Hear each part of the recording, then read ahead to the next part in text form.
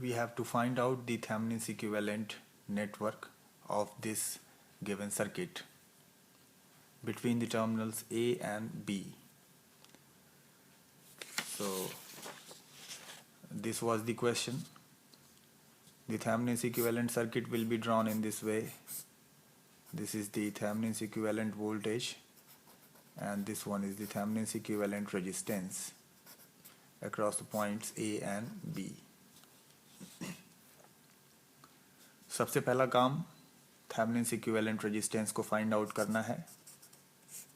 Thevenin's equivalent resistance is the resistance across the terminals A and B by deactivating all the independent sources.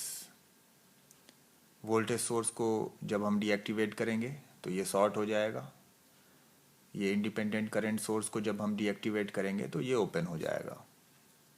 केवल हम independent sources को ही deactivate करते हैं. ये independent voltage source था इसलिए ये डीएक्टिवेट होगा. ये इंडिपेंडेंट करंट सोर्स है तो इसलिए ये डीएक्टिवेट होगा.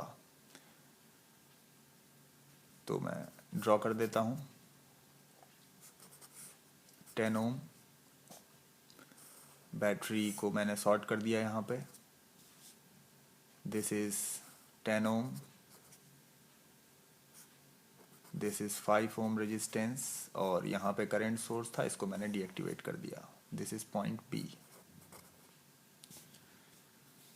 मुझे इक्विवेलेंट रेजिस्टेंस फाइंड आउट करना है across the terminals A and B. लेकिन इसके पहले मैं आपको एक बात बता दूं कि ये जो 5 ओम का रेजिस्टेंस है इसको हमें डिलीट करना होगा क्योंकि 5 ओम का रेजिस्टेंस, ये जो 5 ओम का रेजिस्टेंस है ये क्लोज लूप नहीं बनाता.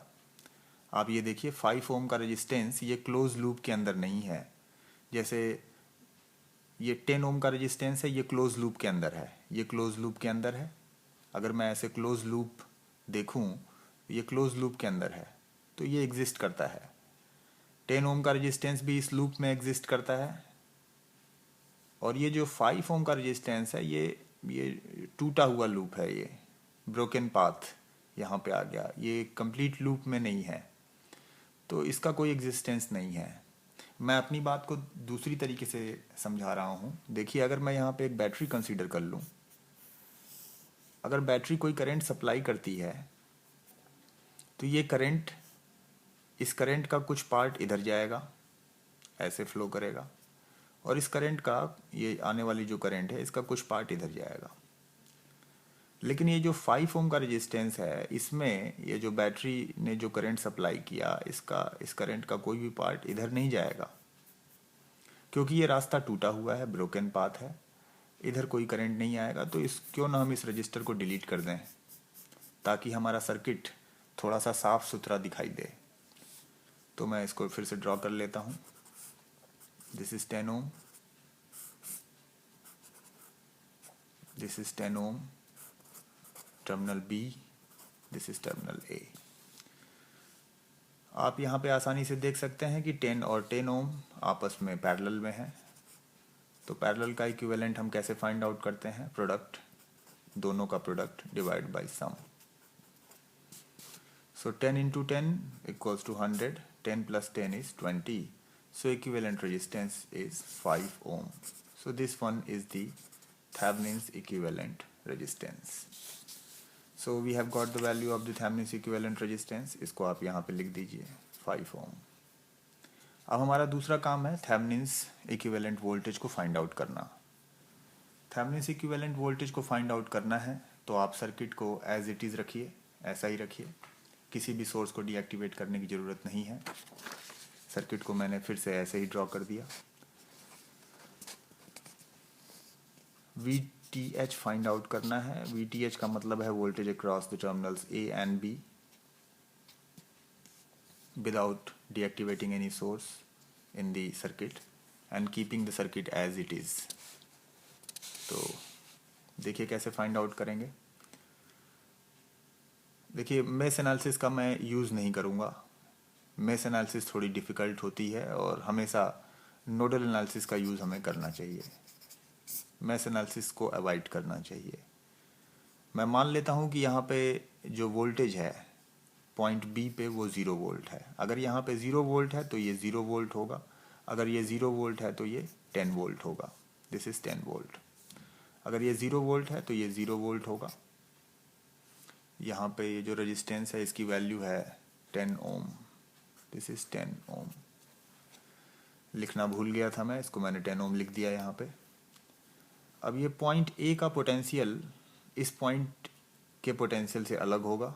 अगर इन दोनों पॉइंट्स को अगर हम देखें तो इन दोनों पॉइंट्स के बीच में एक 10 ओम का रेजिस्टेंस है, इसलिए इन दोनों पॉइंट्स का पोटेंशियल अलग अलग होगा। इसको मैं लिख देता हूँ कि the potential of point A is V A.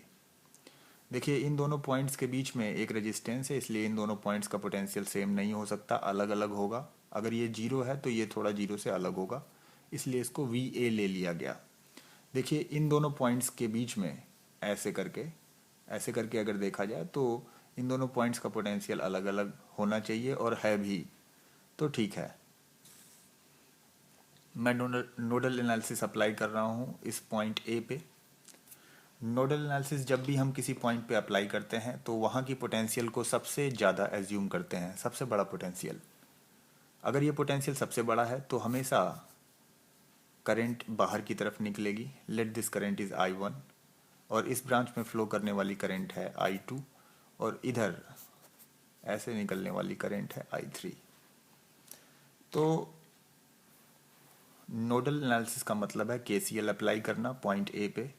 Total जाने वाली करंट कितनी है, I1 plus I2 plus I3, और पॉइंट ए पे कितनी करंट आ रही है, कोई करंट नहीं आ रही है, तो आप इसको 0 लिख दीजिए।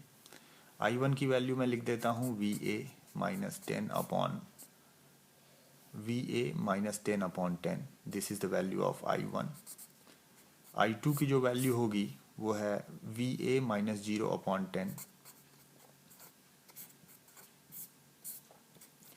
I3 की जो वैल्यू है, I3 की वैल्यू क्या होगी, देखिए यहाँ पे ये करंट सोर्स है। करंट सोर्स का काम है 5 एम्पियर की करंट को मेंटेन रखना इस ब्रांच में, irrespective of this resistance.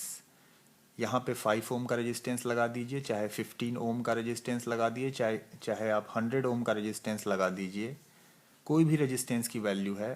Current source का काम होता है जिस ब्रांच में वो लगा हुआ हो उसमें वो 5 एम्पियर करंट मेंटेन रखे। तो 5 एम्पियर की करंट इस ब्रांच में ऐसे जाएगी, इस प्रकार से जाएगी। तो ये ब्रांच थी, इसमें 5 एम्पियर की करंट जाएगी irrespective of the value of this resistance. कोई भी वैल्यू हो, ये 5 एम्पियर की करंट ऐसे जाएगी। लेकिन मुझे करंट ऐसे बताना है, I3 मुझे इस डायरेक्शन में बताना है, ये है I3। इसके पहले के लेक्चर्स में मैं आपसे बात कर चुका हूँ, अगर करंट 5 एम्पियर ऐसे जा रही है तो इसी बात को मैं इस प्रकार से भी लिख सकता हूँ कि करंट -5 एम्पियर यूँ जा रही है।